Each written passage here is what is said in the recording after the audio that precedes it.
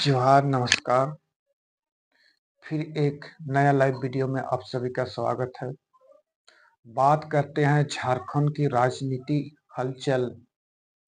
आप आप सब जानते ही होंगे कि झारखंड में अभी एक सीट खाली होने के कारण उपचुनाव होने जा रहा है घाटशिला में। और झारखंड के तमाम राजनीतिक पार्टियां, राजनीतिक दल के नेता, मंत्री तमाम डाटे हुए हैं घाटशिला विधानसभा में। बात करते हैं घाटशिला विधानसभा का उपचुनाव। 11 तारीख को मतदान होने वाला है और आज करीब बहुत ही नज़दीक होने जा रहा है। और जैसे जैसे नज़दीक होते जा रहा है तैसे तैसे राजनीतिक पार्टियों ने अपने स्टार प्रचारकों का जनसभाएं, जनसंपर्क अभियान को तेज करते हुए देखने को मिलती है। तो बात यह है कि जिस प्रकार झारखंड में जेएमएम महागठबंधन की सरकार बनी हुई है और झारखंड के कुछ मैं पुराने इतिहास को मैं बताने वाला हूं। जहां बात करें 2009 की, जिस समय झारखंड में मधुकोड़ा की निर्दलीय की सरकार बना हुआ करता था, उस समय की मैं बात करता हूं। तभी मधुकोड़ा की जब जांच होती है तो वे जांच में उसका गिरफ्तारी होती है, तभी उसकी सरकार गिर जाती है। वे भी एक निर्दलीय जेएमएम, कांग्रेस, राजद ये तमाम के साथ ये गठबंधन की सरकार बनी हुई थी।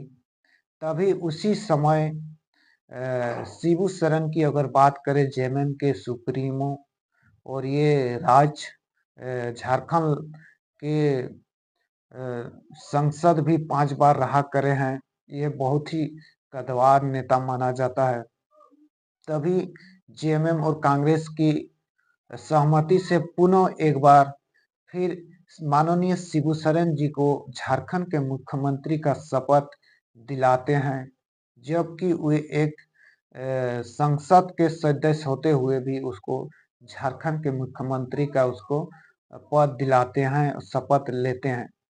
तो बात यह रही कि जब एक मुख्यमंत्री, आप किसी पद विधानसभा के सदस्य नहीं होते हुए भी उसका एक दायरे होता है, वे 6 महीना के कार्यकाल होता है और 6 महीना के कार्यकाल में कहीं ना कहीं से आपको एक विधानसभा का सदस्य बनना जरूरी होता है। तभी उसी समय उसका जेएमएम का कहीं से उसका कोई भी प्रत्याशी अपने सीट छोड़ने में नहीं दिखा गया। तभी जेएमएम और कांग्रेस में तभी ये चीज सहमति हुई, जब वक्त ये था कि तमार तमार एक आदिवासी क्षेत्र है, जहां यहाँ मुंडा जातियों की अगर बात करें तो मुंडा जातियों की अधिक संख्या यहाँ पर दिखा जाता है और ये छोटा नागपुर क्षेत्र में पड़ता है। तो इसी छोटा नागपुर क्षेत्र में वहाँ के तमार के विधायक मंत्री रहा करते थे माननीय रमेश सिंह मुंडा जी का निधन हो जाता है। और तभी निधन हो जाने के बाद से ये सीट खाली हो जाती है और ये सीट खाली हो जाने से यहाँ चुनाव आयुक्त द्वारा उपचुनाव की घोषणा हो जाती है और घोषणा होने के बाद चुनाव मैदान में उतर जाते हैं।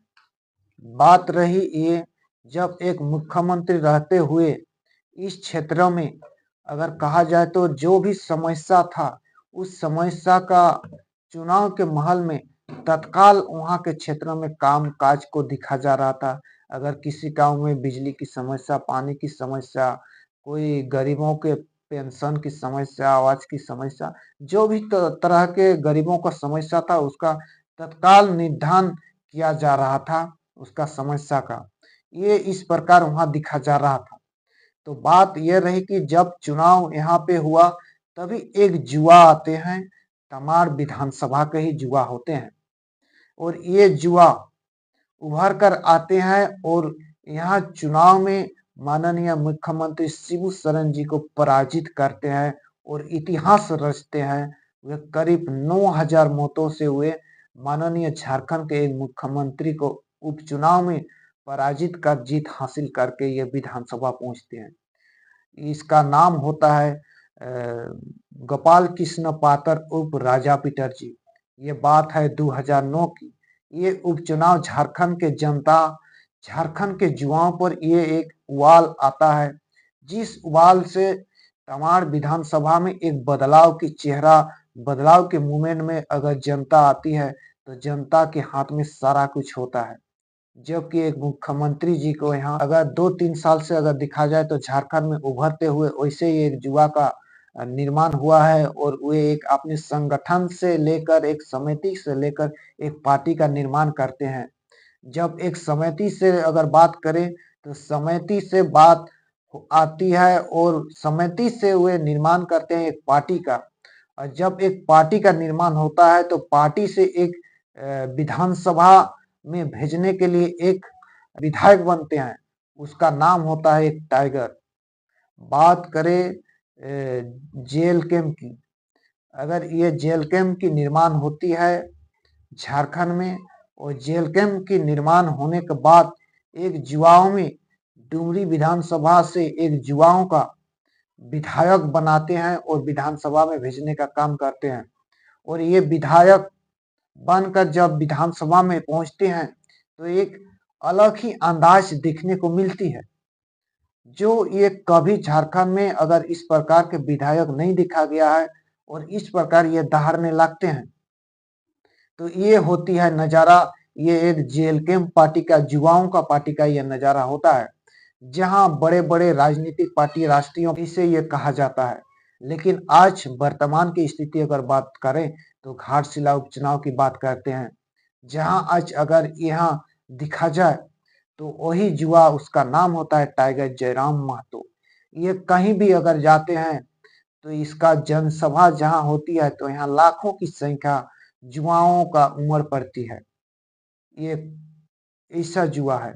तो बात यह रही कि घाटशिला उपचुनाव में जहां अभी वर्तमान में अगर देखा जाए तो झारखंड के तमाम, तो यहाँ कांग्रेस जेएमएम की महागठबंधन की बात हो या बीजेपी गठबंधन की बात हो, तमाम बड़े बड़े नेता वहां डेरा डाले हुए हैं। तो जहां एक झारखंड के उभरते हुए पार्टी का भी एक प्रत्याशी वहां उतरते हैं, उसका नाम होता है रामदास मुर्मू। बात करते हैं तो वहां दिखा जाता है बड़े बड़े नेता वहां, अगर झारखंड के मुख्यमंत्री उनके धर्म पत्नी कल्पना सोरेन अगर वहां घाटशिला में जनसभा करने के लिए जाती है तो वे एक हेलीकॉप्टर के सहारे से पहुंचती है, और जहां वहां लोगों को भीड़ देखने को मिलती है। और इधर एक बात करते हैं जिस प्रकार से बाबूलाल सोरेन जो बीजेपी के कैंडिडेट हैं, अगर कहा जाए तो ये भी एक पूर्व मुख्यमंत्री के पुत्र हैं। ये भी अपने पूरे बीजेपी के तमाम बड़े बड़े नेता वहां पहुंचते हैं। और बात करते हैं जेल कैंप पार्टी के प्रत्याशी, जहां टाइगर जयराम महतो ये भी पहुंचते हैं, और इसका एक अलग ही अंदाज देखने को मिलती है।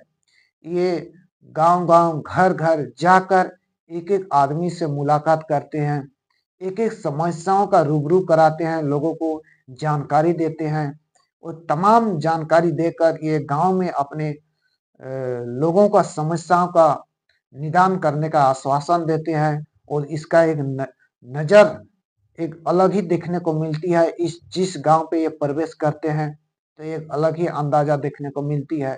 अब बात यह रहा कि अब दिखा जाए कि 11 तारीख को मतदान किधर होता है और किसका पल्ला अधिक पड़ता है।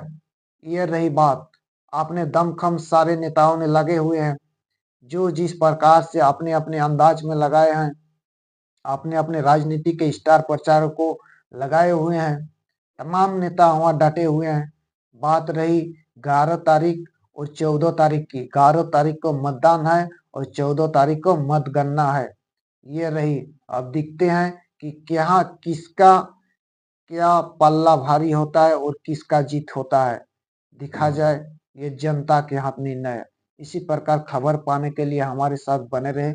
जोहार, नमस्कार।